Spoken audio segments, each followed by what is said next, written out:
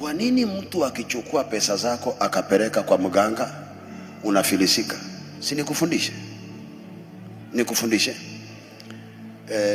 Umeenda nyumbani, nyinyi wa Afrika, mimi pia ni Mwafrika.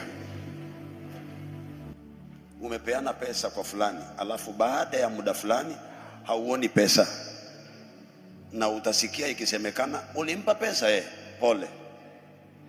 Bwana Yesu asifiwe. Unapompa ile pesa, sini yako anaipeleka kwa ile matibabu. This is the point of contact. Alafu there is no covenant without sacrifice, na sacrifice inakuwa na damu. Amen. Saa zile ameipeleka kule, si watachinja mbuzi, watachinja kuku, na yeye anatoa ile pesa. Umeleta ile pesa, weka hapa, anaiweka, alafu wataongea. Sacrifice ikikufa inakuwa na nguvu kuliko kile kiko hai.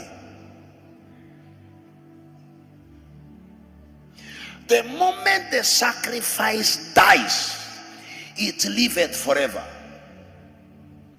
Ikiwa uko na mbuzi unapeleka kwa mganga, ukipeleka kwa mganga ukaiacha hapo, hakuna kitu umefanya. Ikichinjwa tu kwenye hiyo madhabahu, imekuwa active.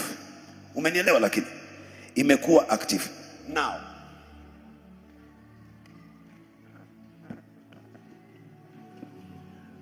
maandiko yanasema kwenye Genesis chapter number 4 kwamba na Mungu akamwambia Kaini kwamba damu ya ndugu yako inanililia kaburini. Mtu anaelewa? Lakini another verse says that the blood of Jesus speaketh better words than that of Abel. Tunaongea kuhusu the blood.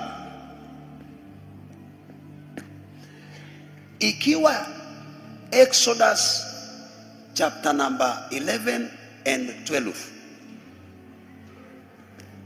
the blood of animals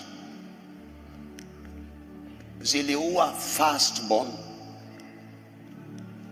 wa Egypt. Mtu anaelewa hiyo? Lakini si tulielewana? The blood of animals zilisababisha wazaliwa wa kwanza Misri wakakufa, si ndio? Wakati huo, wakati wowote